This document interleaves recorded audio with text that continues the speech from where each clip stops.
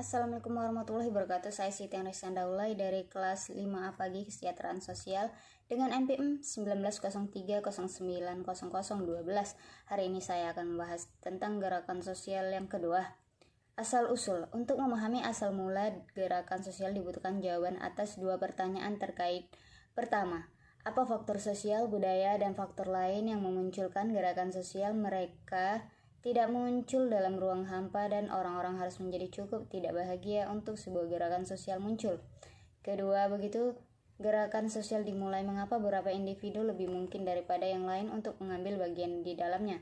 Pertama, ketidakpuasan atas kondisi yang ada di deprivasi relatif. Agar gerakan sosial muncul, masalah politik, ekonomi, atau lainnya harus terlebih dahulu ada yang mendorong orang menjadi cukup tidak puas untuk mulai dan bergabung dengan gerakan sosial. Masalah-masalah ini mungkin termasuk ekonomi yang goyah, kurangnya kebebasan politik luar negeri tertentu yang dilakukan oleh suatu pemerintah, atau diskriminasi berdasarkan jenis kelamin, ras, dan etnis, atau orientasi seksual.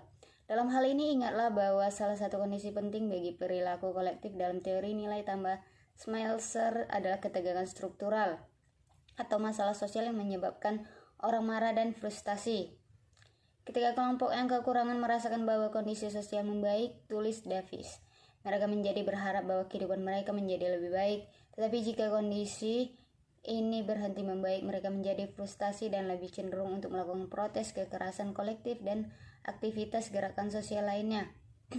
Misalnya, mungkin tergoda untuk berpikir bahwa kerusuhan penjara terjadi karena kondisi di penjara yang mengerikan, tetapi beberapa penjara dengan kondisi yang buruk tidak mengalami kerusuhan.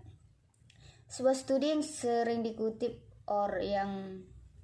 yang mendokumentasikan poin fundamental ini berkaitan dengan gerakan perdamaian di Belanda selama tahun 1980-an, Klandermans dan Ogema 1987. Peserta gerakan sosial cenderung memiliki banyak teman dan tergabung dalam beberapa organisasi dan jenis jaringan sosial lainnya, dan ikatan jaringan sosial ini membantu menarik atau merekrut mereka ke dalam gerakan sosial.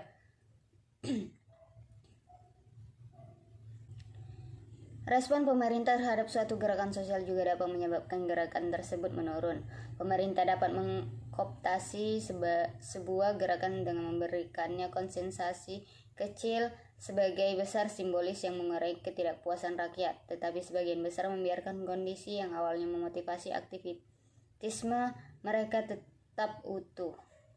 Pemerintah demokratis tidak terlalu keras dalam menanggapi protes, tetapi penangkapan dan penuntutan mereka terhadap para aktivis mungkin memiliki fungsi represif dengan membebankan biaya hukum dan besar kepada gerakan sosial dan menakut-nakuti para aktivis dan simpatisan yang mungkin tidak ingin mengambil risiko ditangkap dan dipenjarakan. Sekian dari saya pembahasan tentang gerakan sosial yang kedua. Wassalamualaikum warahmatullahi wabarakatuh.